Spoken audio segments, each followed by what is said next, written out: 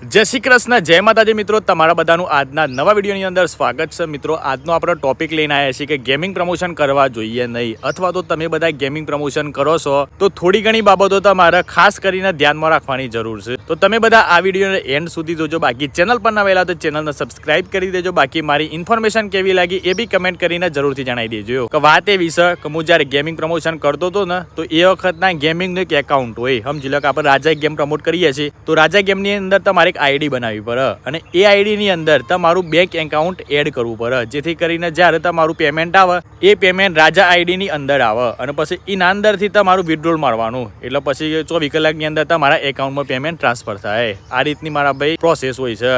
એટલે મેં ઘણા બધા પ્રમોશન કર્યા. તેની અંદર મારે અત્યારે હાલમાં કેવું થયું છે ખબર છે? હમણાં થોડા 1-2 મહિના પહેલાની વાત છે.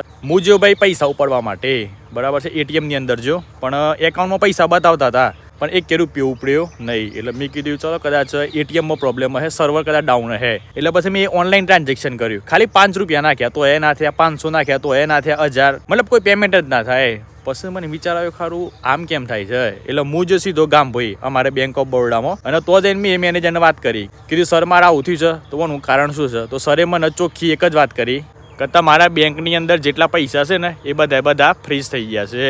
એટલે મેં કીધું સર પણ ફ્રીઝ થવાનું કારણ શું? તો સરે મને ડાયરેક્ટ વાત કરી કે ભાઈ તમે પહેલાં ગેમિંગ પ્રમોશન કરતા હતા અથવા તો ગેમ રમતા હતા. મેં કીધું હું પહેલાં ગેમિંગ પ્રમોશન કરતો હતો, એના કારણે તમારા એકાઉન્ટની અંદર ₹2200 ફ્રીઝ થયા છે. એટલે આપણે ₹2200 ઉપાડી શકીએ નહીં. એટલે કે મારા ભાઈ ઇન શોર્ટ વાત કરીએ ને આપણે, તો 2200 બરાબર 0, કે તમારી એકાઉન્ટમાં ₹0 છે. એ રીતે સમજવાનું. એ ₹2200 આપણે કશાય કોમ લાગે નહીં. અને એનું કારણ શું થયું પાછું ખબર છે?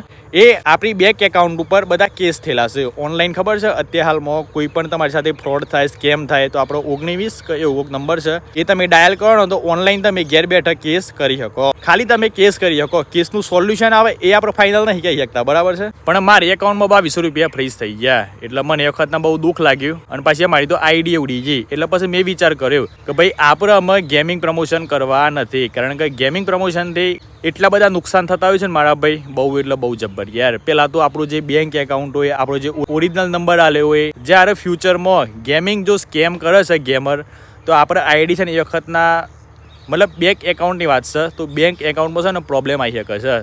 અથવા તો તમારી બીજી કોઈ જગ્યાથી તમે મહેનત કરીને પૈસા કમાયા હોય તો એ પૈસા ઉપર પણ એ ઇફેક્ટ પડી શકે એવી છે, કે જેથી કરીને તમારા પૈસા કદાચ ઉડી જાય બાય ચાન્સ, બરાબર છે? આ તો જે સાચી હકીકત હતી એ મેં તમને બધાને શેર કરી. બાકી બીજી એક પણ તમને બધાને વાત કરવી છે. ગેમિંગ પ્રમોશન ખરેખર ના કરવા જોઈએ, પણ ઘણા મિત્રો કરતા હોય છે. અને કરવા પાછળનું કારણ શું છે એ આપણને ખબર છે, કારણ કે હું એક પોતે ઇન્ફ્લુએન્સર છું. અમે નવી આઈડી બનાવી, આઈડી ગ્રોથથી થોડા ઘણા ફોલોવર આવ્યા, થોડા ઘણા વ્યૂઝ ચાલુ થયા. એટલે પછી ગેમિંગ પ્રમોશનવાળાએ અમને કોન્ટેક્ટ કર્યો, ભાઈ અમારે એક આવી ગેમ છે તો તમારે પ્રમોટ કરવાની છે, તો અમે તમને આટલા પૈસા આલ્યું, આ રીતનું કમિશન આલ્યું. Okay done. અત્યારે હાલમાં માર્કેટમાં કેવું ચાલે છે ખબર છે? કોમ્પિટિશન બહુ વધી ગઈ છે. કોઈ પણ ફિલ્ડમાં જો તમે સરકારી નોકરી કરવા માંગતા હોય, પ્રાઇવેટ નોકરી કરવા માંગતા હોય, વિડીયો બનાવવા માંગતા હોય, કોઈ પણ તમે ગણી લો, દરેક ફિલ્ડની અંદર કોમ્પિટિશન બહુ વધી ગઈ છે. એટલે અત્યારે હાલમાં તો માર્કેટની અંદર પ્રમોશન જાહેરાત કરવી બહુ મુશ્કેલ છે. એટલા માટે ઘણા બધા મિત્રો છે ને ગેમિંગ પ્રમોશન કરી અને સારી એવી ઇન્કમ જનરેટ કરતા હોય છે. પણ જે ઇન્ફ્લુએન્સર ઇન્કમ જનરેટ તો કરી દે, પણ એના લીધે છે ને જેના જેટલા પણ વ્યુઅર્સ હોય એ બધા વિડીયો જોતા હોય, અને એ મિત્રો પણ આ દેખાદેખીમાં એ બી ગેમ રમે. અને પછી એના કારણે ઘણા બધા મિત્રો કોઈ દારી કરતા હોય, કોઈ મજૂરી કરતા હોય, કોઈ નોકરી કરતા હોય, કોઈ બિઝનેસ કરતા હોય, અને પછી એ ગેમના અંદર પૈસા નાખે.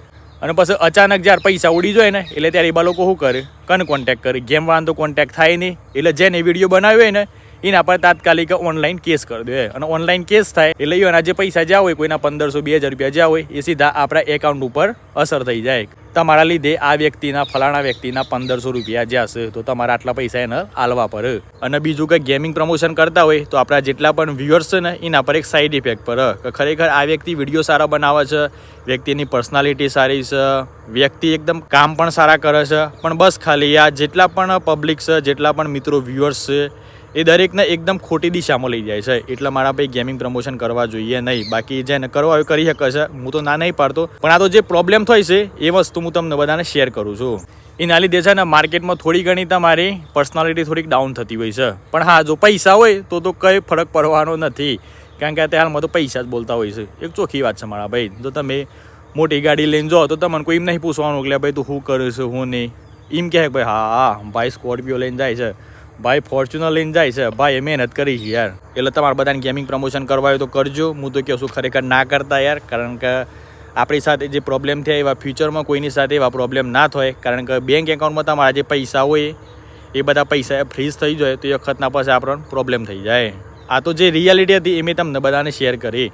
શરૂઆતમાં તમારા જોડે આવું ના થાય, પણ તમે તેમાં થોડી લાલચ આવે, પૈસા વધારે આવવાના ચાલુ થાય એટલે પછી ને એ વખતના પછી ઇફેક્ટ પડતી હોય છે. કે કોઈ મિત્રો વિડીયો બનાવવા માંગતા હોય તો આજથી ચાલુ કરી દો. મારા ભાઈ બહુ મહેનત કરો યાર, એક દિવસમાં નહીં પણ તમે એક દિવસ તો જરૂર સફળ થશો.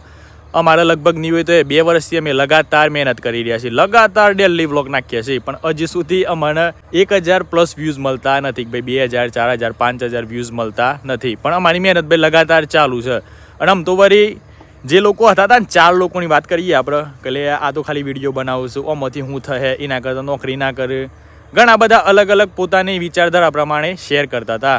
એટલે ભાઈ ઓમાં શું મળવાનું છે, આટલું બધું ભણેલા છે, એના કરતાં તો શોખ દારી જાય, કોઈ મજૂરી કરે, કોઈ ધંધો કરે, નોકરી કરે તો ઇન્કમ તો ચાલુ થઈ જાય મારા ભાઈ. પણ આમ તો નિર્મલા સીતારમણે પણ કહી દીધું છે, એક બજેટ બહાર પાડ્યું છે. એટલું બધું ફિક્સ તો મને યાદ નથી, પણ 1500 જેવી કોલેજોની અંદર કોન્ટેન્ટ ક્રિએશન પઢાવવામાં છે. કોન્ટેન્ટ ક્રિએશન એટલે શું કે ભાઈ વિડીયો કઈ રીતે બનાવવા, એડિટિંગ કઈ રીતે કરવું, શું કરવું. કારણ કે અત્યારે હાલમાં આપણા દેશમાં કયો કે માર્કેટમાં કયો જોબની બહુ જરૂર છે, બેરોજગારી બહુ વધી ગયેલી છે. તો આના માટે કંઈક તો એવું કરવું પડે કે. અને આમાં કેવું છે, 0 ઇન્વેસ્ટમેન્ટ છે. સમજી લો તમે ટ્રેડિંગ કરો, કોઈ ધંધો કરો, કોઈ નોકરી કરો, તેના અંદર તમારે એક પ્રકારે ઇન્વેસ્ટમેન્ટ જાય. જેમ કે ટ્રેડિંગ કરતા હોય તેના અંદર તમારે પહેલાં પૈસા નાખવા પડે તો તમને રિટર્ન મળે. અને એમાં પાછું ફિક્સ તો નહીં ભાઈ તમને પ્રોફિટ મળી જાય. પણ વિડીયો બનાવવામાં તો શું ભાઈ, એકદમ 0, તમારે કોઈ અંદર પૈસો નાખવાનો નથી. બસ તમે ખાલી વિડીયો બનાવો. જો તમારા વ્યુઅર્સને ગમ્યા તો તમારા વ્યુઅર્સ તમારે લાઇક કરી, શેર કરી, સબસ્ક્રાઈબ કરી, ચેનલને કમેન્ટ કરી, અને તમારા વિડીયો જેટલા વધુ વાયરલ થાય એટલી તમારી ઇન્કમ જનરેટ થશે. અને આમ તો એવું નહીં મારા ભાઈ, તમે ફેસબુક છે, યુટ્યુબ છે, ઇન્સ્ટાગ્રામ છે, 3 પ્લેટફોર્મ પરથી આરામથી ઇન્કમ તમે જનરેટ કરી શકો છો. અને બીજા નંબરમાં મારા ભાઈ ફેસબુકની અંદર તો ખાલી તમારા $25 બને ને તો એ તમારા એકાઉન્ટની અંદર ટ્રાન્સફર થઈ જાય, જ્યારે યુટ્યુબની અંદર $100 બનાવવા પડે મિનિમમ. તો આ વિડીયોનો એન્ડ આપણે અહીંયા કરી નાખ્યા છીએ. બાકી તમને બધાને મારી ઇન્ફોર્મેશન કેવી લાગી કમેન્ટ કરીને જરૂરથી જણાવી દેજો. બાકી નેક્સ્ટ વિડીયો આપણે કયા ટોપિક પર બનાવીએ એ બી તમે બધા કમેન્ટ જરૂરથી કરજો. બાય, ટેક કેર એન્ડ જય માતાજી.